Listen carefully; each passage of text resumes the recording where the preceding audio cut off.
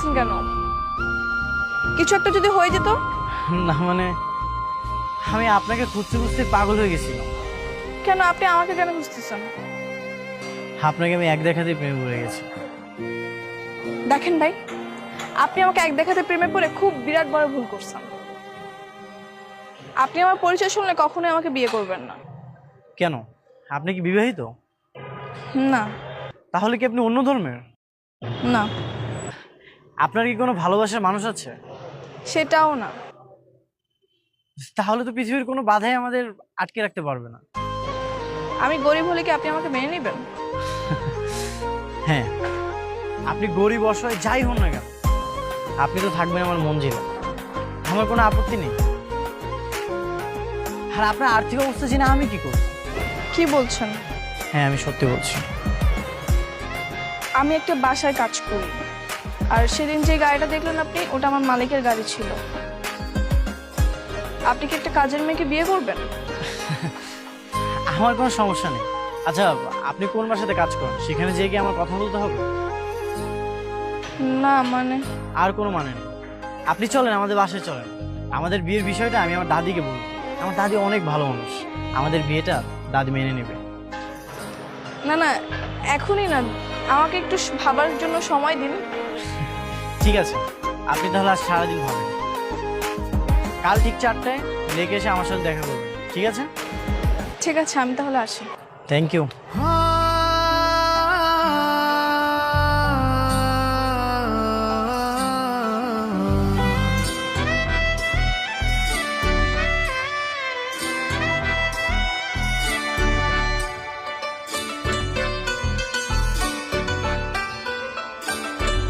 তোর মতে গতি আমি কিছু বুঝতেছি না। এতদিন হয়ে গেল তো নীলকে পড়াতে পারলি না। এখন এই নীল যদি অন্য কোনো মেয়েকে বিয়ে করে ফেলে, আমাদের কি হবে জানিস? আমসরা দুইটাই যাবে। আরে আমি তো চেষ্টা করেই যাচ্ছি। চেষ্টা করে যাচ্ছি। তো চেষ্টা মানে তো শুধু ওই কাজের মেয়েকে লুকিয়ে রাখা। আরে বাবা, ওকে লুকিয়ে রেখে লাভ কি? শোন, নীলের চয়েস না তো খারাপ না যে কাজের মেয়েকে বিয়ে করবে। এখন সময় আছে, ওকে পড়ে ফেলো। দেখো ভাইয়া, কাজের মেয়ে বলে তাচ্ছিল্য করো না। একটা কথা মনে রেখো, পচা শামুকেও কিন্তু পা কাটে। ওই শামুকে না নীলের পা কাটবে না, বুঝতে পারছিস? হয় ওকে পটা, নাহলে মেরে ফেলো। কি মেরে ফেলবো? কি বলছো কি ভাইয়া? আমি ঠিকই বলছি। শোন, তুই যদি ওকে বিয়ে করিস তাও সব সম্পত্তি তোর, আর যদি ওকে মেরে ফেলিস তাও সব সম্পত্তি তোর। কেন জানিস? আমাদের দাদির একুলে একুলে না আর কেউ নাই, শুধু আমরা বুঝেছি। তবু আগেই মেরে ফেলাতে না যাই, প্রেম প্রস্তাবটা পর্যন্ত তো যাই, পরে দেখা যাবে। যা করে তাড়াতাড়ি কর, ঠিক আছে?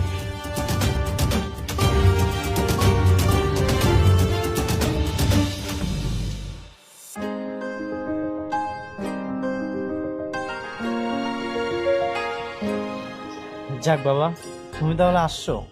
হ্যাঁ, আমি তো ভেবেছিলাম তুমি আসবে কি আসবে না। আচ্ছা বলো, কি ভাবলে? আমার মনে হয় আপনার ফ্যামিলির কেউ কখনোই মানবে না, না আপনার দাদিমা, না আপনার ফ্যামিলির অন্য কেউ।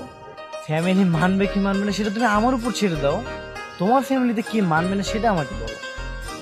আমার ফ্যামিলিতে আমার শুধু আব্বাই আছে, আর তাকে আমি কালকে জিজ্ঞাসা করছিলাম, তো উনি বলতেছে তুই যেটা ভালো মনে করিস সেটাই কর। তাহলে তো আর কোনো বাধা নেই।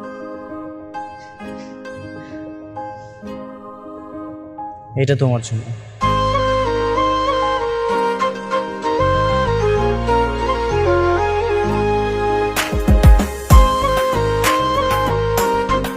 আর এই ড্রেসটাও তোমার জন্য।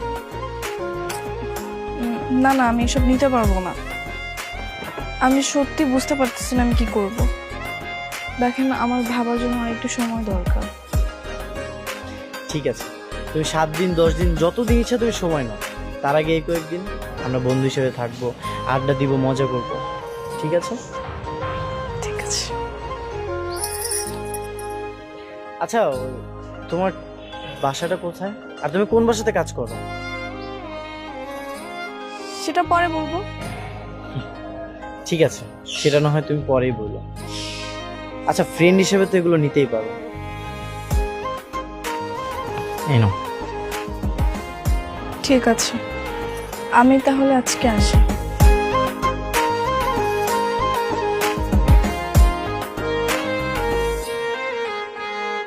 মেয়েটা কত সরল,